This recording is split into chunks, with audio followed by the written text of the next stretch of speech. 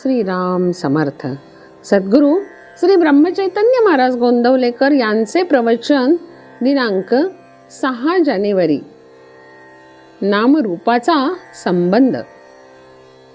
नाम घेत असताना रूपाचे ध्यान आवश्यक आहे का?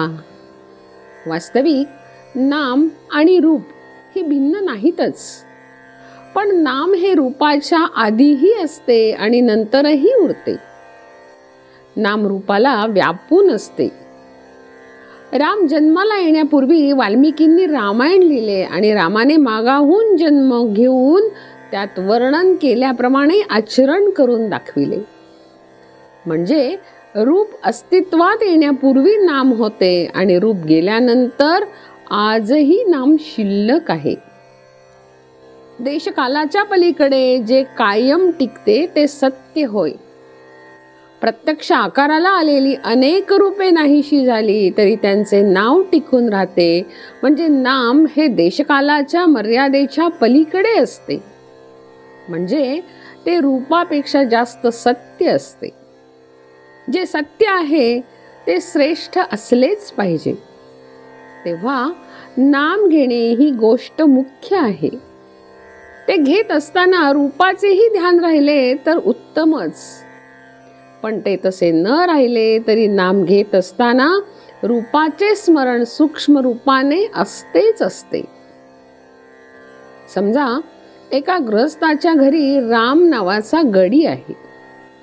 तो गृहस्थ राम राम असा जप करीत बसला आहे, पण त्याचे लक्ष रामरूपाकडे नाही, मनात काहीतरी दुसरेच विचार चालू आहेत. अशा वेळी त्याला जर एकदम विचारले की तुम्ही कुणाचे नाव घेत आहात, तर अर्थात रामाचे असेच उत्तर तो देईल. हे उत्तर देताना त्याच्या मनात दाशरथी राम हीच व्यक्ती असणार, रामगडी ही व्यक्ती नसणार. याचाच अर्थ असा की नाम घेत असताना रूपाचे ध्यान सूक्ष्म रूपाने आत जागृत असते. म्हणूनच रूप ध्यानी येत नाही म्हणून अडून बसू नये. नामस्मरण करण्याचा अट्टहास ठेवावा, त्यात सर्व काही येते. एखाद्या माणसाची आणि आपली ओळख असेल तर पहिल्याने त्याचे रूप पुढे येते आणि नंतर नाम येते. पण आपली त्याची ओळख नसेल आणि आपण त्याला बघितलेला नसेल तर त्याचे फक्त नाव येते. आज आपल्याला भगवंताची ओळख नाही म्हणून त्याचे रूप माहिती नाही, परंतु आपल्याला त्याचे नाम घेता येईल. सध्या सुद्धा त्याचे नाम घेताना त्याची आठवण आपल्याला होते, हा आपला अनुभव आहेच. भगवंताचे रूप तरी निश्चित कुठे आहे? एक राम काळा तर एक राम गोरा असतो, एक राम लहान तर एक मोठा असतो, पण सर्व रूपे एका रामाचीच असतात.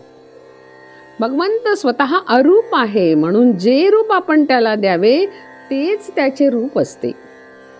यासाठी आपण कोणत्याही रूपामध्ये त्याचे ध्यान केले तरी चालते. नामातून अनंत रूपे उत्पन्न होतात आणि अखेर त्यामध्येच ती लीन होतात.